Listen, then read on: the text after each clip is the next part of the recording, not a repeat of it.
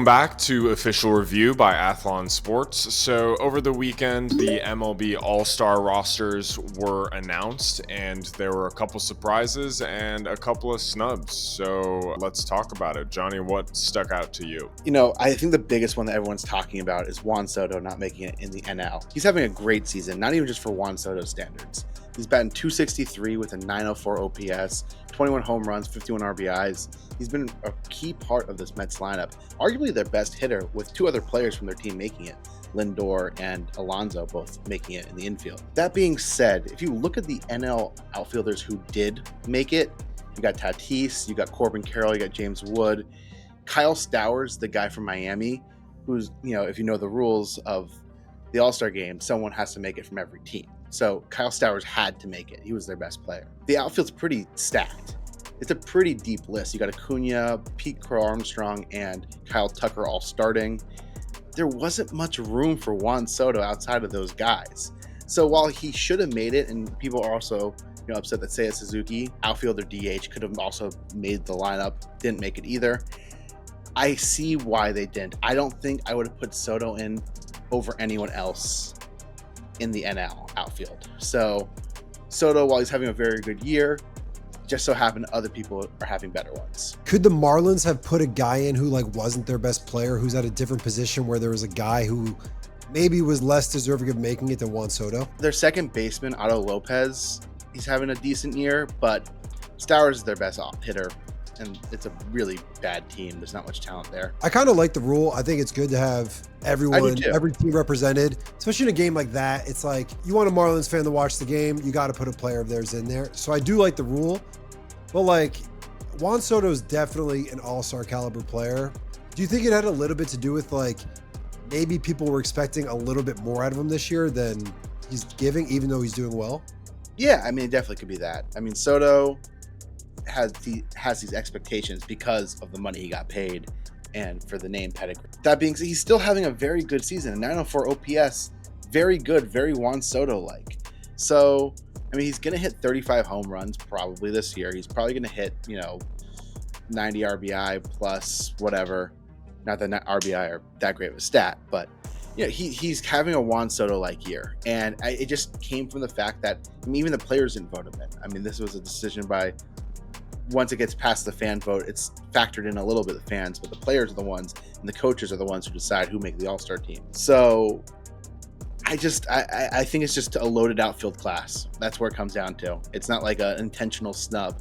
It's just these other players. I mean, Corbin Carroll's having a great year. He's been hurt a little bit, but when he's healthy, he's been great. Tatis, WAR loves his defensive statistics, so he's up in the pack in WAR. He's got more WAR than Soto does. Same with James Wood, who's arguably could have been an all-star starter. So it's just tough. It's just one of those things where someone has to be left off. You mentioned Seiya Suzuki, share of my last name and initials. So he's leading the MLB in RBIs, batting .263. He's got 25 home runs, and he's on pace for 50 home runs and 150 RBIs. So this was something that a lot of people were pretty surprised by. But yeah, as you said, it's sort of the question of who do you take off instead, right? Yeah, it's a tough list. It's just crowded. Pete Alonso, who I would argue Soto's better than Pete Alonso, he made it.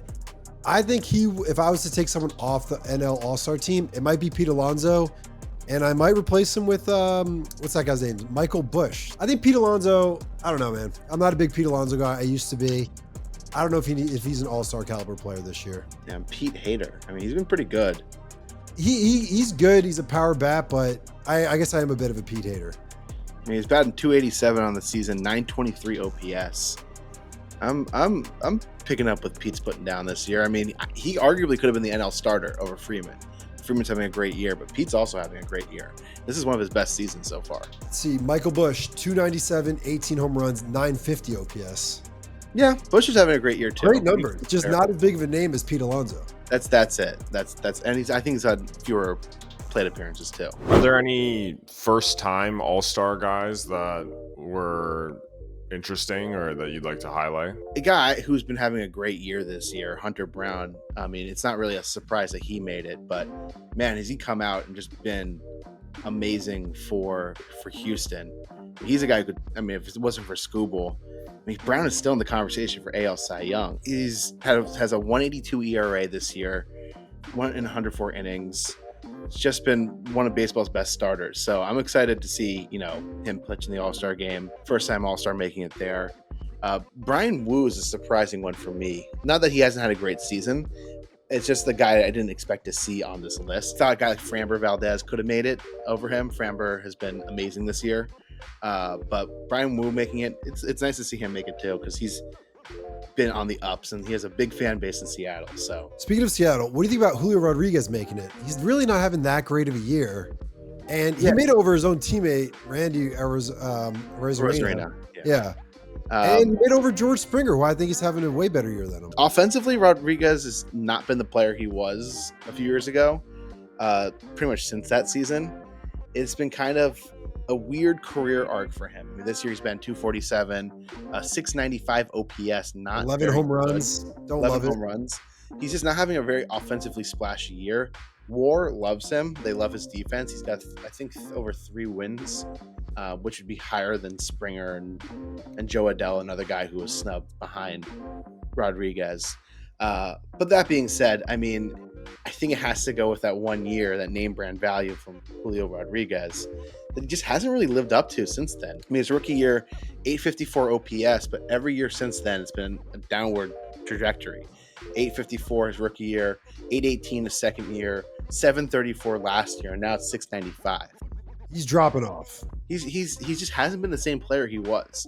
So it's a little surprising to see him. I didn't expect it. Maybe the players like him, maybe the fans like him, but I was kind of surprised to see a guy with those are not all-star numbers whatsoever. Sure, he's good at defense, but I didn't realize that defense weighed that much into WAR, that like someone with that bad of offensive stats can have a higher WAR than George Springer, who's hitting the ball pretty well this year. So it varies a little bit on how these websites value defense. But I mean, offensively just doesn't scream out to you as a player who should be an all-star. I mean, especially when there are other players who probably could have made it over him.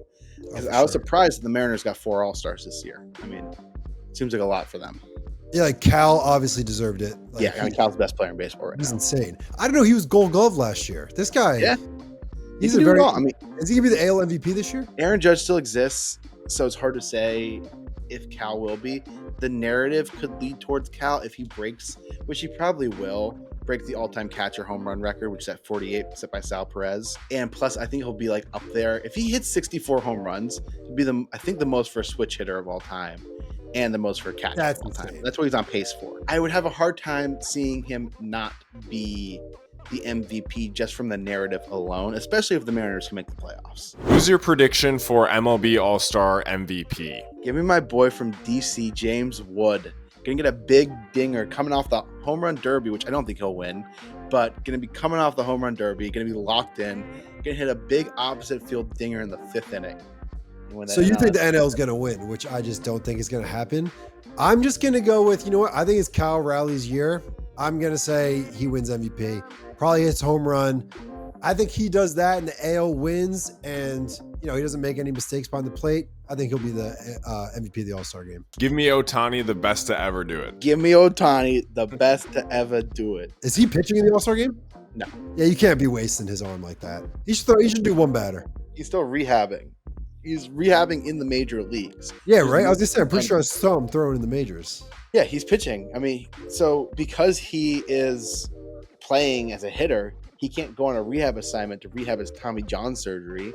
So he has to rehab in the major leagues, which, when you're coming back from Tommy John, is hard to do. And yet he's still amazing. Like, it really is amazing what this one player can do.